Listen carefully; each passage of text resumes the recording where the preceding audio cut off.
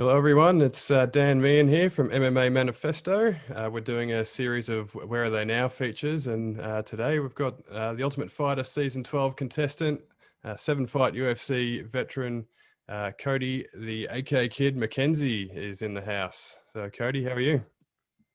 Good. Good. Thanks for stopping by.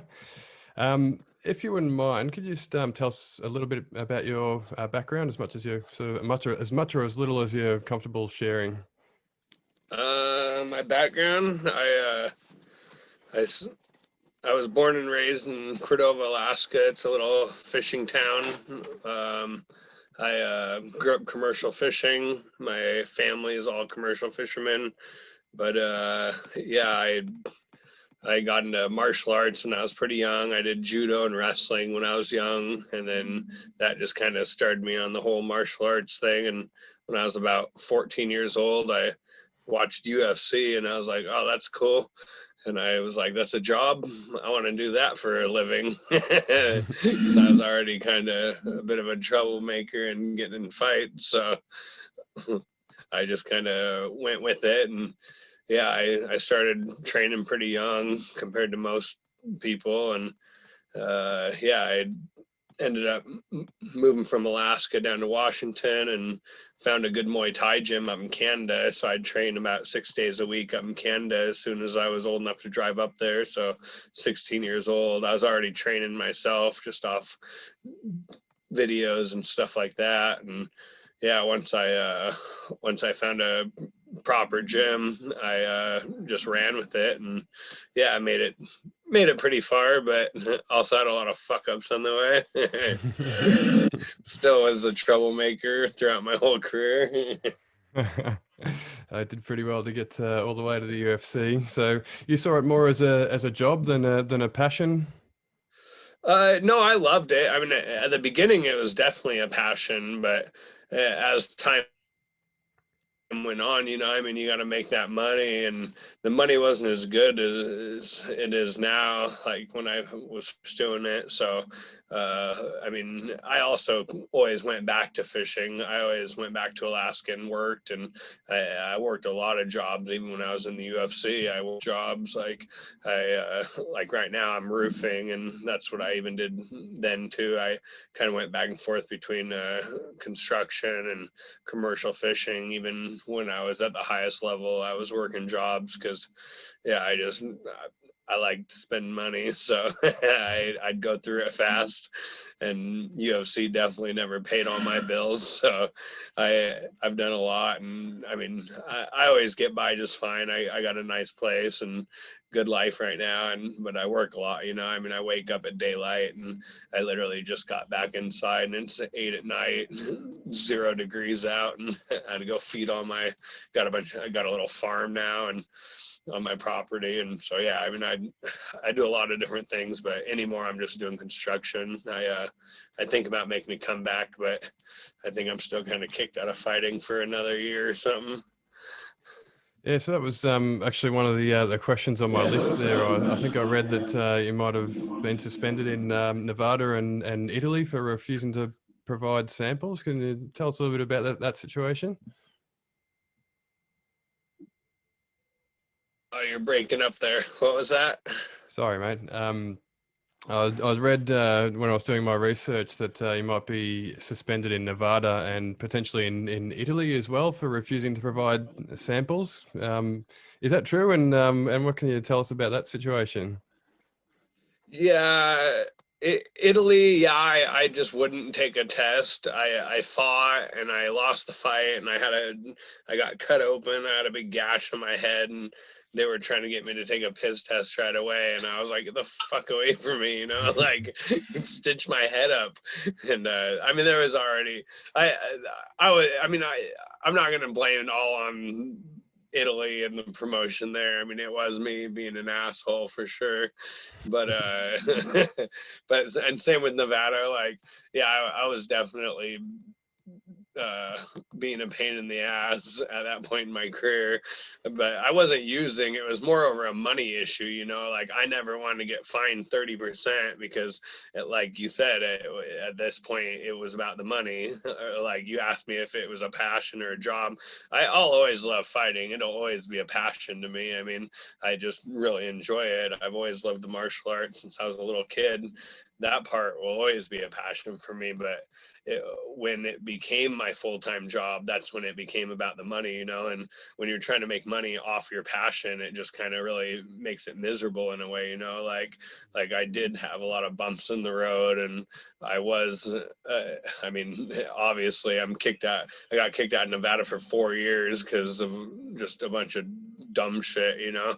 Like really, I think the suspension was way overboard. Like I was just trying to keep some money in my pocket, and they turned it into a whole nother thing. But I mean, it depends like who you ask that story, how it comes out. But overall, I didn't think I should be kicked out for 4 years, because I think the next weekend is when Conor McGregor and Khabib got into that huge brawl in the cage, and they got kicked out for what, like 2 months? I'm like, I got kicked out for 4 years, and I didn't jump over any cages and go sucker punch people, but whatever.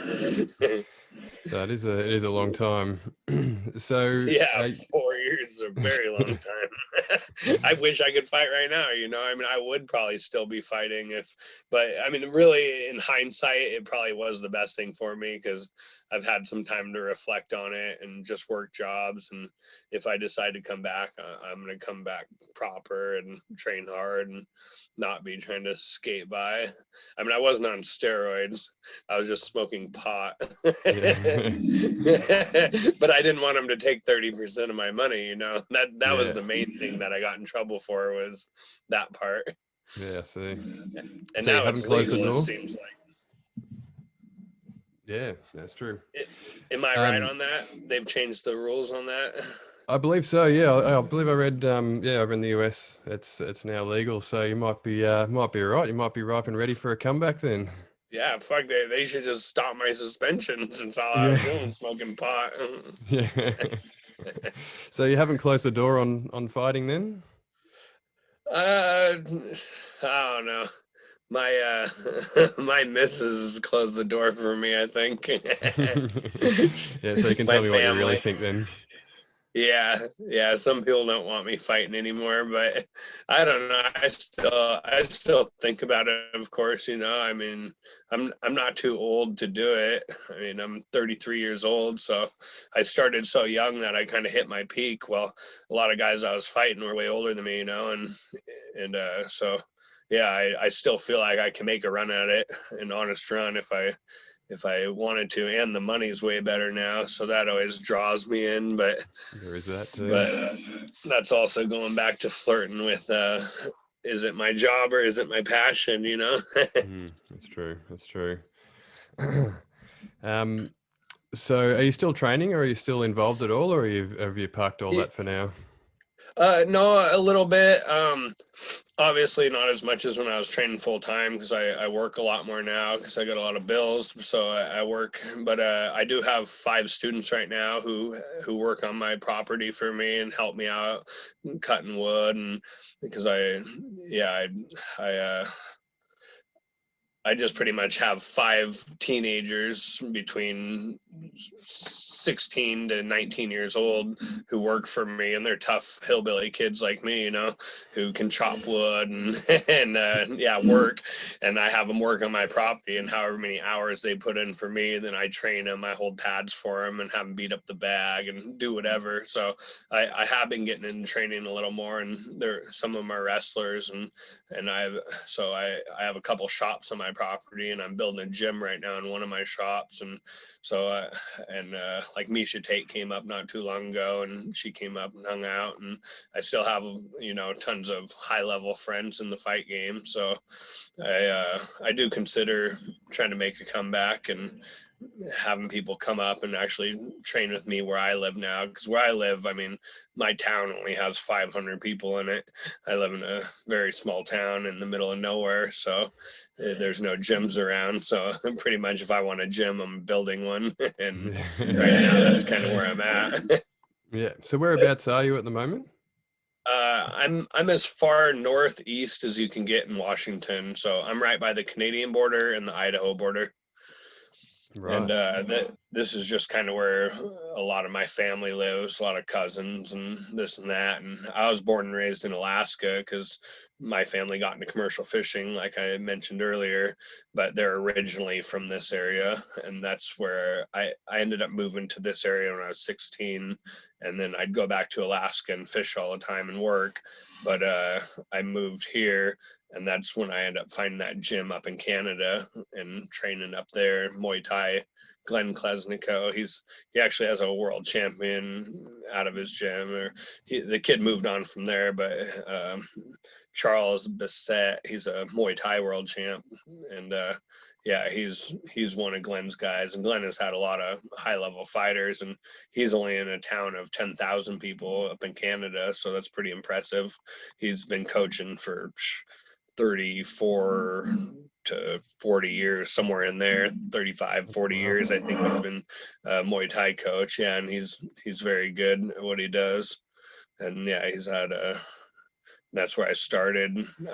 I contribute a lot of my stand up to him, even though my stand up always looked a little goofy because I got terrible rhythm, but my basics were there because of him.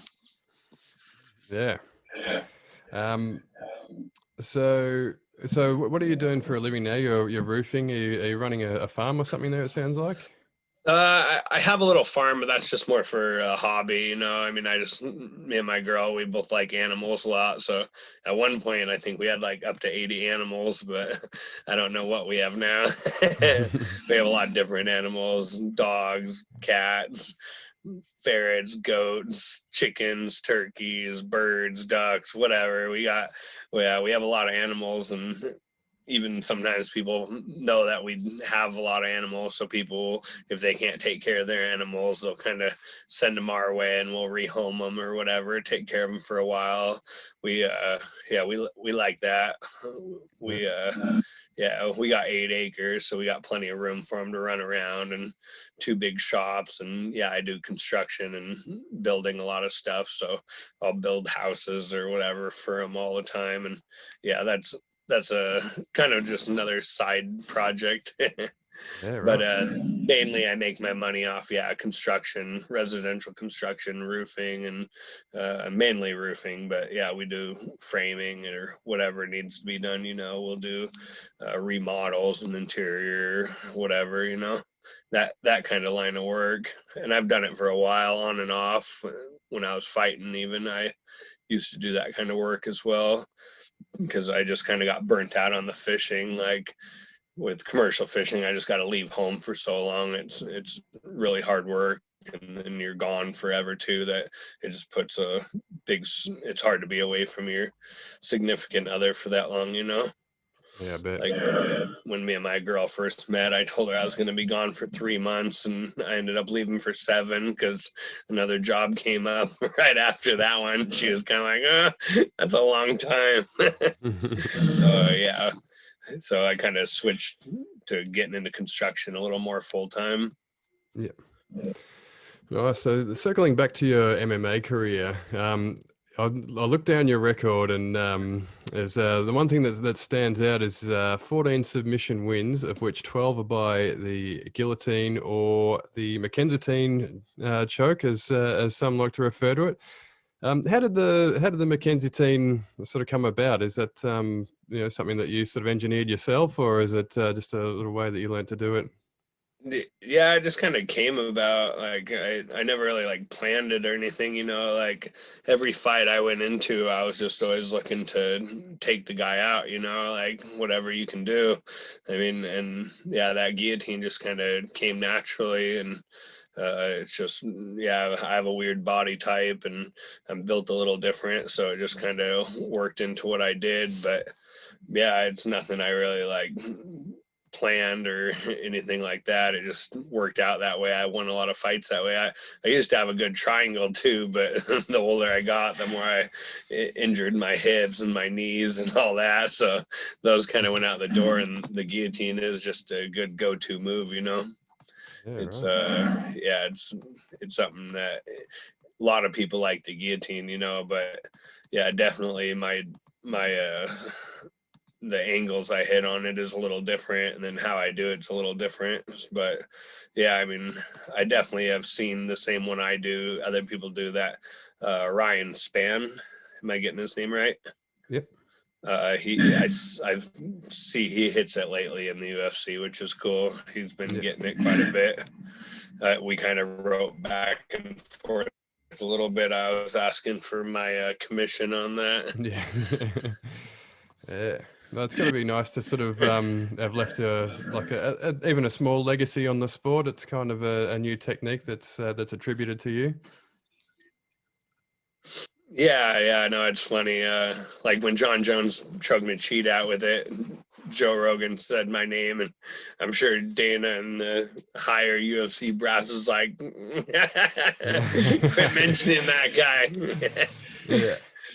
I actually just saw a video. People still send me stuff, when stuff comes out on me, and somebody just sent me this thing. It was the top 10 least intimidating UFC fighters, and I made the number 1 spot. I was like, ouch. Oh, that stings. Yeah, thanks, I guess. Chase Hopper was number 2. I'm like, I gotta be scarier than this guy. Oh, surely, yeah. He couldn't even grow a beard like the one you've got. Yeah, that's what I was thinking. Yeah. So I remember when you're on the Ultimate Fighter and you were walking out for your first fight there, and I think it was GSP that mentioned, this guy, he's known for one thing, and I won't tell anyone what it is, but you'll see. And sure enough, you tapped a guy with a guillotine. Can you talk about your experience on Tough and sort of working under GSP? Uh, Tough was great. Made a lot of good friends on Tough. I mean, it seems like another lifetime ago at this point, but yeah, I mean, I went in there. I think I was 11-0 and all first round finishes, and a lot of them were guillotines, like 90% of them. And I was 10-0 amateur at the same time, which a lot of people didn't know because Washington actually had a really tough amateur circuit back then. That's where I fought a lot of my amateur fights. And so really, I mean, like a lot of other states didn't even have amateur circuit, every fight they fought went to a pro fight. So when hindsight's 2020, when I look back at it, I wish I would have never even fought amateur. I wish I just would have went pro, because I mean, I had tougher amateur fights than a lot of my pro fights when I first started, because when you first start, of course, you're looking for guys you're going to beat, and it's a small world, the fight world. I knew a lot of the guys I was going to fight before I even fought them, so I feel like I could have went 23-0 before I even ran into a tough guy, because the first tough guys I ran into were on the Ultimate Fighter. I mean, like Nam Pham was the first guy to ever actually beat me, and he was an old veteran at the time. He had a bunch of fights, and he did outsmart me in the fight. And by then we already choked 2 guys out on the Ultimate Fighter. I choked out Mark Stevens, and I choked out the first guy to get into the house. And then by the time I fought Nam, I think we were like 4 weeks into the show, and yeah, you're already beat up from sparring, and that whole tough house it's a tough gig, because it's not just like, oh, we're fighting every 3 months. It's like you're fighting every week, and that's pretty unheard of at that time. Like even amateur, I would never fight every week. When I was an amateur, I'd fight maybe every month. That's fine. That gives you enough time to recover if you went into a fight and got out unscathed. But yeah, when you're fighting in that Ultimate Fighter house, people don't understand that, like, to me, it's like, that's a super tough thing to win, and I've had a couple friends win it, like Mike Chiesa and Julie Pena. They're both out of the same place I came up, Spokane, Washington. They both are from the same gym that we all train together, is what I'm trying to say. And yeah, and they both won that show, and that's super impressive, because it's hard, I mean, you're not just fighting like oh, I'm fighting one fight. You're fighting up to 5 fights to win that show, and that's like every week to every 2 weeks. So, I mean, that is a whole nother thing. It's almost like a tournament, or it is a tournament, it's about a couple month tournament. And so, yeah, it's definitely a whole nother thing going on with that Ultimate Fighter. And I don't watch anything anymore. I don't even know. Is that still going on? I think I they're think they're just about just to revive it. right? Yeah, I think they've shelved it for maybe 2 or 3 years, and I think there's another season, probably post COVID. I assume they're going to pull the trigger on that. That is what it is, huh? Yeah, because what's his name? Oh, I got a buddy who's part of it, and yeah, I follow him online. Anyways, Oh, yeah, right. Yeah. yeah. I saw something he was saying they're reviving it. Yeah. They're gonna do like a comeback series, right? I think I heard something along those lines. Yeah, I think it's going to be similar to. I think it was one of the might have been the Matt Serra season. I think they did a comeback sort of thing, or a second chance sort of show. Yeah.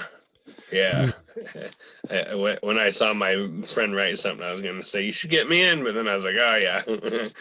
They still won't let me fight for like another year and a half or something stupid. Yeah, that might be tricky. So are you still in touch with any of the guys from the show? A little bit, yeah. A couple people. I talked to Jonathan Brookins here and there. He was always a good friend of mine from that season. And then just on like Facebook, Jeff Lance and Aaron Wilkinson, who was actually my first fight in the UFC. And then Andy May, a few of the guys, like just a little chit chat back and forth. Nothing, not like phone calls or anything. But Yeah. I'm terrible with that. I don't talk to my best friends I grew up with all my life. So yeah, just a little bit chirping in here and there on Facebook. Yeah, that's cool.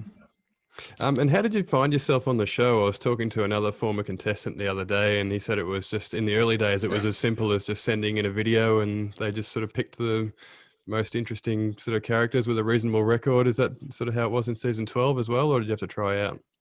No, they had us fly down to South Carolina, North Carolina or South Carolina. I can't remember now, but they had us fly all the way there, which is on the exact opposite side of the United States for me. So, but I went over there and I kind of knew I felt like I was a shoo-in to get in because my personality and just my record. I was undefeated, all finishes. I mean, I felt like I should have already been in the UFC. I remember when I got there, actually, I went and found Dana White and I went right up to him and I said, hey, this is bullshit, like I don't need to do this dumb reality show. I said, just put me in the UFC. I was like, I have one of the best records out there right now. And he convinced me to do the show, which ended up being a huge mistake because the contract for the show was absolute garbage. I got stuck in this terrible money contract for like years and couldn't ever raise my rate. Yeah, no, he got me good. He convinced me I had to do it, but of course that's his job. Get me in for as low as I can get in there for. And yeah. No hard feelings though, Dana. Yeah. So what would you say was the highlight of your career overall? Oh, geez. Got a lot of lowlights. I don't know about too many highlights. How about this? Can you tell us about your little foray into bare knuckle a few years ago? I thought that was an interesting sort of path that a lot of fighters seem to be going down towards the end of their careers. Oh yeah, the money was there with that. I mean, at that point in my career, I was so out of fighting. Like, I mean, you can just look at my record and kind of see when I stepped out of fighting. I mean, I stepped out a long time before I actually got out of fighting. I was working jobs, and I'd go straight from the fishing boats and fly to a fight and go fight. I don't even know the people's names anymore. I mean, same with that bare knuckle knuckle fight. I mean, that was 10% of what I should have looked like, you know, in a fight. But I mean, the money was there for me because I did build that name for myself a while ago. And so I kept fighting because, yeah, if you're going to pay me $10,000 to go jump in a cage with somebody, win or lose, I'll do it. But I mean, definitely none of that was anything I'm proud of by any means. That was, like we talked about earlier, business and passion, you know. I mean, my passion was long gone at that point. It was all about the dollar sign, and 10 grand could yeah, get me a little bit more in life, you know. So I would take it, but I at that point I didn't have time to fight full time, you know. I felt like I had to work, you know. I mean, I felt, and that was even in the UFC, which was crazy because I fought Chad Mendez, #1 ranked guy in the world, right after he lost to Jose Aldo. But I was working full time at that point too. Like Dana White and the UFC couldn't even pay my bills because I do have an expensive lifestyle, and that's how I like to live. I have a certain level where I like to live, and even if I have to work all the time and then go fight out of shape, I would do that, you know, because, and that bare knuckle was definitely that, you know. I mean, that bare knuckle fight, I don't think I trained more than a couple days for, you know. I'm doing other things, and then, yeah, and tons of fights like that too in my career. I mean, I was fighting these really good guys in their home countries or whatever. Like after the UFC, I went to a lot of different countries and fought in Italy a couple times, Sweden, yeah, the bare knuckle fight was in London, you know, and these promotions would pay my ticket there. They'd pay for my corner, which usually I just brought my girlfriend, and you know, I was there to have a good time and have some drinks and see a different country, and then I'd go back to my normal life. But none of it was really like me trying to make a name for myself in fighting again. At that point, it was kind of like I saw my career was whatever. I didn't see a future in fighting because I already fought at the MGM Grand at a packed house and only made 10 grand. You know, when I fought Chad Mendez at the highest level in the world, they paid me 10 grand. I was like, I can make that in a couple months working. Like, why would I sacrifice my health and my life to fight the best guy in the world when that's all they're going to pay me? But that's also goes back to that Ultimate Fighter contract, you know. I mean, I was stuck in just a terrible contract, and I never really trusted anybody in the fight game. I got ripped off by a couple managers. Like when I fought Eve Edwards, I hired the best manager in the game, and he came to me with a $750 sponsor, and I was like, what? I'm not gonna wear anything but what I want to wear if you're not at least giving me more than $750. This is Monty Cox. I'll say his name. You know that name? It sounds familiar. Yeah, I haven't. Not that He was one of the familiar. top managers back then, back when I first got in the UFC. So I got in the UFC right after Tough, you know, and I beat Aaron Wilkinson, and then they called me on short notice, and they were like, "You want to fight Eve Edwards?" And this was right when I hired Monty Cox, because I figured Monty would make me all this extra money because he's a great manager. And so I was like, okay. So he calls me to fight Eves, and Eves was one of my heroes in the sport. I was like, oh yeah, heck yeah, I'll fight Eves. I'm thinking they're going to be coming to me with $50,000 sponsors, you know. They're like, we got you a sponsor, $750. I'm like, what? Wait, that's it? So I wouldn't even take the money. I was like, no, I'm just going to wear what I want to wear. So I wouldn't even take his sponsor, and then I ended up winning fight of the night and making like 50 grand, and he took like 20%. I was like, you just got paid like 20 grand and you didn't make me anything. So I fired him fucking the next day, and yeah, that would just kind of put a bad taste in my mouth with managers, and I didn't really trust anyone after that at the high level. I was like, they just want my money. And yeah, it all kind of I almost feel like I screwed myself a little bit there, and there was other bad stories with that, you know. Like one time, a sponsor actually didn't pay me, and like that was the Chad Mendes fight. I like finally got into the good sponsor money with that big fight, and the sponsor just totally was like, yeah, we're not paying you. And they didn't pay 3 guys on that card. It was Kawani It was some company from Wow. Brazil, and I just got ripped off 15 grand, and Dana White didn't care. Nobody blinked an eye, I was like, that sponsorship was more than my fight purse.